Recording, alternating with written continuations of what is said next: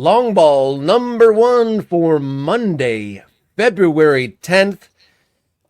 With the combination of the news that Ricardo Pepi is out and Josh Sargent is back in the Norwich lineup, back scoring goals. Josh Sargent returns to the summit of the American number 9 depth chart. He scored another goal in Norwich's 1-1 draw with Derby. What do you think of the red-headed American being the number 9? I do think that even if he wasn't scoring goals, Josh Sargent would probably by default be the guy right now, right? I mean, we don't have anybody who's both in form and actually playing soccer except for Josh Sargent, who just came back from injury. Let's remember that he has only been back for a couple weeks and he scored a bunch of goals.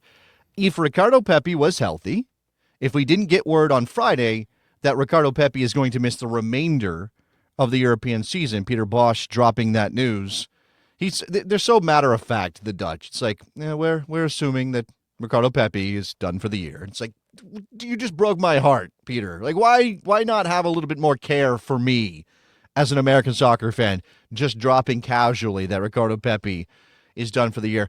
No surprise. He had surgery. It does look like he's going to a meniscus tear. He's going to have some work to do. It's not the 9-month ACL in knee injury that could potentially ruin, not just the next window for the U.S. men's national team, but go into the summer and put him in jeopardy and maybe even affect his chances of being in form in 2026. So I guess that's some solace, Robert. But obviously it's not good. Folarin Balogun, again, not healthy, not contributing, not playing, there's nothing there to hold on to. So it would be Josh Sargent anyway. But at least the man's scoring goals. I think we had a comment on a video that we did last week, one of our segments on the striker pool, on the U.S. men's national team situation when we were talking about Americans abroad. And this was very clearly a Sargent fan. Very clearly somebody who wanted to stand up for Josh Sargent and say, wait a second, this guy is scoring goals in a good league. Why are you so down on him? And really the only reason to be down on him if you're an American soccer fan, Robert, is that he just hasn't scored for the United States men's national team when he's had his opportunities. So I want to be positive. I want to believe in Josh, who I've always thought was a well-rounded, talented footballer. Right? But again, what is the ceiling for Josh Sargent? I'll ask you this, Robert. Is the ceiling for Josh Sargent as high as it is for Ricardo Pepi? No, I wouldn't say so at this point. I mean, it's hard. It's hard.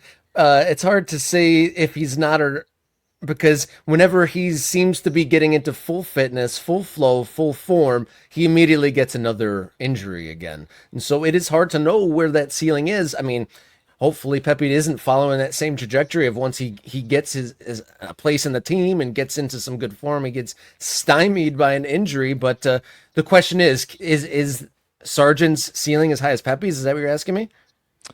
Yes. Yeah, I'm asking you, like, if you... I honestly don't think it is anymore. For the national team? Yeah, for the national team. I mean, Ricardo Pepi has scored goals when he's played for the U.S. men's national team. Josh Sargent simply has not. Now, you could argue that, again, injury is a major part of this, and you could say that, he hasn't been given a run under a good manager.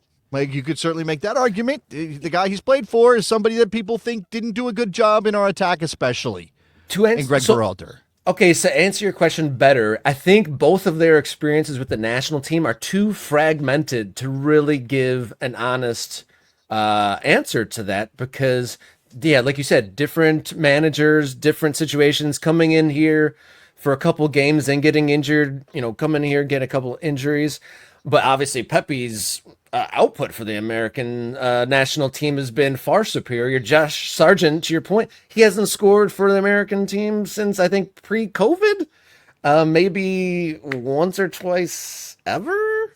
And Pepi, more often than not, does get the goals, and he gets the big goals when he is called upon more often than not. And just to put it in context for folks who are not following Sargent at Norwich in the championship this year, he's made 18 appearances, 8 goals, 5 assists. So that's a pretty good output there. And I don't think, because he's been in and out with injury, I don't think all of those 18 appearances or starts either. So his minutes to goal ratio good now. Whether that translates, like Pepi hasn't been able to do the club side until this year for the most part, but has done the business for the Americans. But it's kind of been flip flopped for Sargent.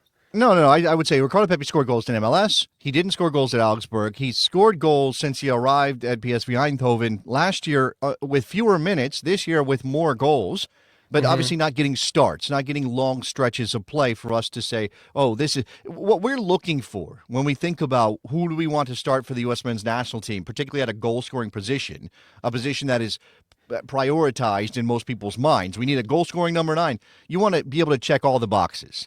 Playing regular minutes for club, scoring regular goals for club, and then when he comes to the national team, scores goals for the national team. That we want to be able to check all those boxes, and we have nobody who checks all those boxes right now.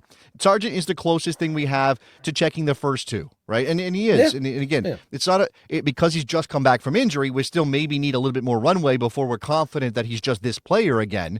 But there is this belief that he can score goals in a system that benefits his talents.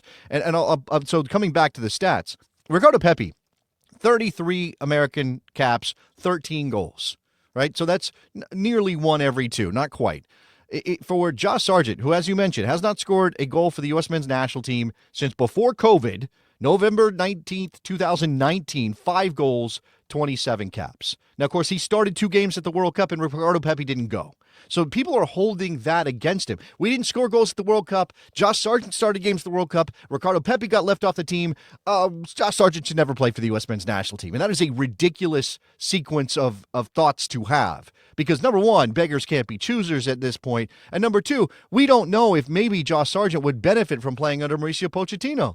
And we don't know if maybe this is a situational thing. If we have a player who's scoring goals at a decent level, and the championship is a decent level, it's maybe the 7th or 8th best league in the world, depending on your viewpoint, then he should get a chance to play for the U.S. men's national team, and hopefully under Pochettino, he scores some goals. As long as he doesn't get hurt between now and then, and we all knock on wood, he will be the starter for the U.S. men in the March camp, I would imagine. And maybe Patrick Agyemang has proven himself enough in, 2 games with the national team, and maybe he has some games under his belt in MLS that proves he's ready to do something more, but I don't know that people would be 100% on board with an young MLS player, or relatively inexperienced MLS player. And by the way, they're the same age. Patrick Agyemang and Josh Sargent the same age. That's right? Incredible. The aging difference, we should do a segment all on the aging disparities. It's like the dog years. It's like 7 years here is 1 year there. Yeah, the fact that Sargent been a pro, been in the the American view of the team for quite some time. Agyemang for a long time, just now peaking up. And this works against Sargent because we have a book on him. And people have already pushed him to the side because in the circumstances under which he played, he didn't deliver what we wanted. Agyemang has no book. All we have is a couple of friendlies against weak opposition where he scored goals, and your brain goes crazy filling in the gap. There's a vacuum of information, and what you do is you imagine the best possible scenario. You don't imagine him struggling. You don't. You imagine him scoring goals because, we don't have a lot of evidence, so why wouldn't I hope for the best? You can still do that with Josh Sargent. You can still imagine that at 24 years of age, Josh Sargent is like 7 months older than Patrick Agyemang.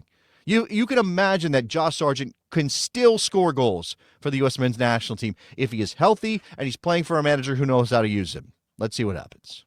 Well, Josh Sargent will have another opportunity, as is the nature of the championship, just a grinder of more games. He's back in action potentially for Norwich against Preston tomorrow on Tuesday. So the game's coming thick and fast for the Americans, number 9.